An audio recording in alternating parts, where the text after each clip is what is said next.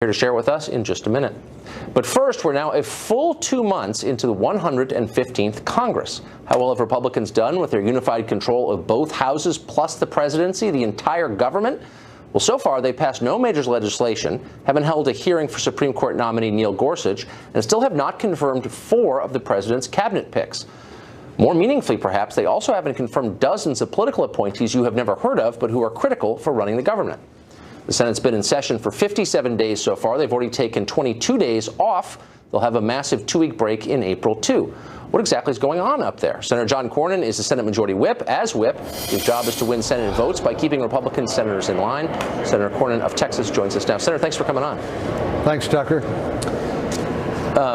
So we checked the record of the Obama administration in its first couple of months in office in early 2009 against the record here. Now, Obama had a Democratic Congress, as you know. So by March 1st, 8 years ago, the Congress had passed and the president had signed the Lilly Ledbetter Fair Pay Act. They'd renewed S-CHIP, the Children's Health Insurance Program.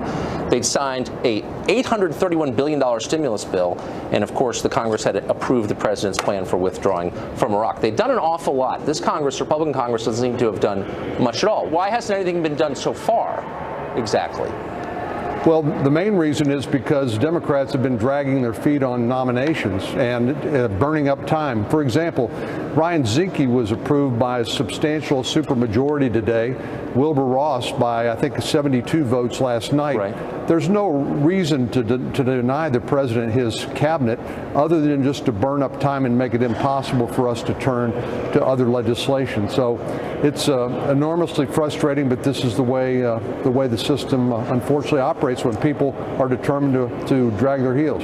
So why so much time off then? Why does the Senate take so much time off? 40% of the days since this Congress convened, the Senate has not been working.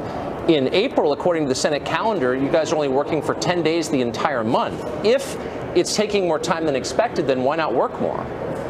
Well, we didn't get a president until January the 20th, and that's about 5 weeks ago, roughly. And yes, we were in session for most of that time. We did take a week to return home. I took a number of my colleagues to the border, thinking it was important, with all the attention given to border security and trade and taxes and the like, to take some of my colleagues from North Carolina and Nevada to learn more about the important relationship, economic relationship we have with Mexico because of bilateral trade. And those are the kinds of things you do when we're not in session. So it's I dare say it's not taking time off. Well, and I don't think you all are lazy. I don't mean to suggest that. I just mean that there's a new government elected in November, and they can't govern because they can't get their people appointed. As you know, I mean, I've spoken to people at the cabinet level who say, my guys aren't going to get confirmed until the middle of the summer, till July. I mean, that's kind of a crisis. So why not forestall the trip to Mexico and just get the government installed? Wouldn't that be a better course? Well, there is a problem in that many of the sub-cabinet nominees have not yet been nominated, and so there is nothing for the Senate to operate on. I'm hopeful that the White House will accelerate the nomination process and get them to us so we can take them up and confirm them. But you're right, it's enormously frustrating to all of us, but it's a combination of both obstruction on the Democratic side and at least so far, the administration not getting these sub-cabinet appointees to us for confirmation. But I mean, you all could just drop the hammer on the Democrats and do it, couldn't you? Well, we can't make the White House nominate sub-cabinet nominees. We can grind through the cabinet level nominees, and we literally have been doing it. Under the Senate rules, we can get to about 3 a week when they are obstructing as they are now. And again, this is part of their relitigation, I guess, of their loss on November the 8th. They simply have not gotten beyond the denial and now anger. Sooner or later, I think they're going to have to reconcile themselves to the fact that they lost to the election, and then try to be productive. Well, I mean, I'm no PhD in Senate order, but you could force this stuff. You could just do it. You have the votes, don't you? Don't Republicans have the votes to do whatever they want, essentially, short of a Supreme Court nomination? Well, on confirmations, you're right, it takes 51 votes now instead of the 60, thanks to Harry Reid. But it did not affect the process by which it takes us aggravatingly long time in order to confirm nominees. So the most we've been able to do, given Democratic obstruction, is 3 a week, and that's one reason for the slow pace. It's just no excuse for it, but that's unfortunately the process.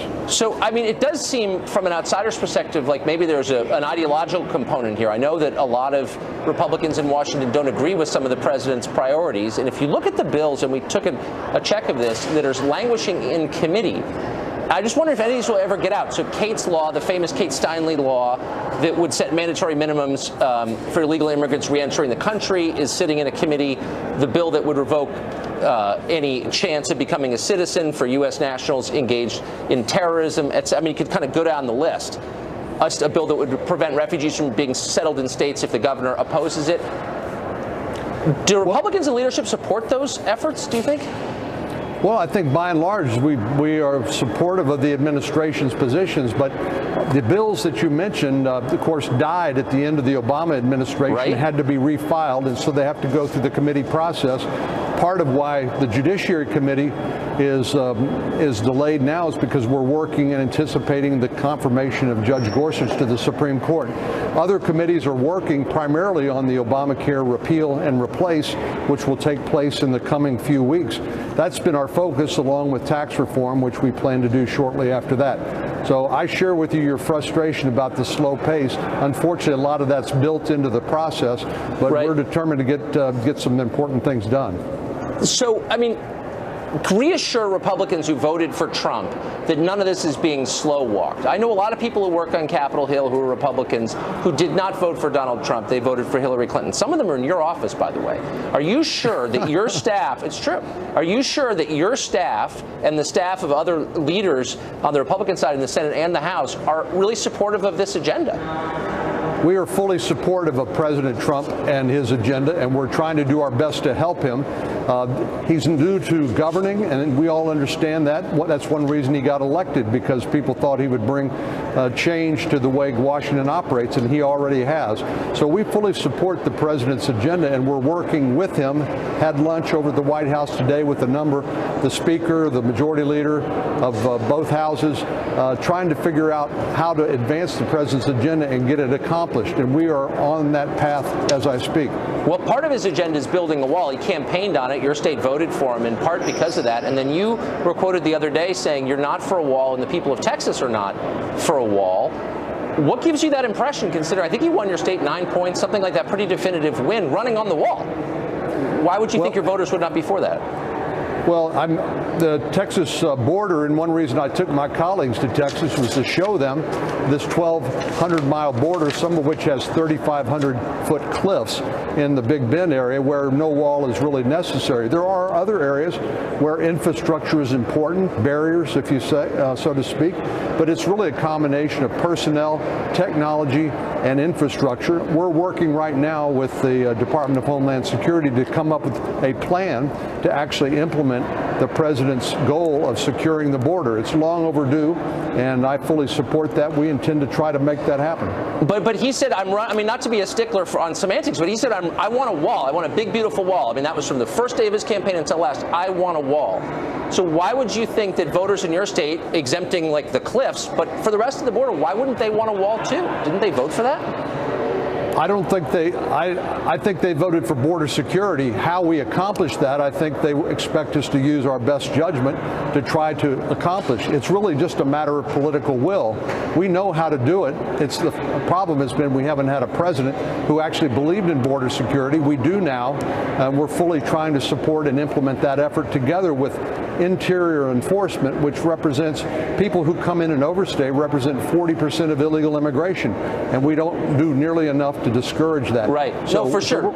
So you think your voters, with the president, when they voted for Trump, they weren't voting for the wall he promised. They're voting for Republican senators to figure out how to secure the border, but they didn't really mean a wall when they voted for a guy who promised a wall?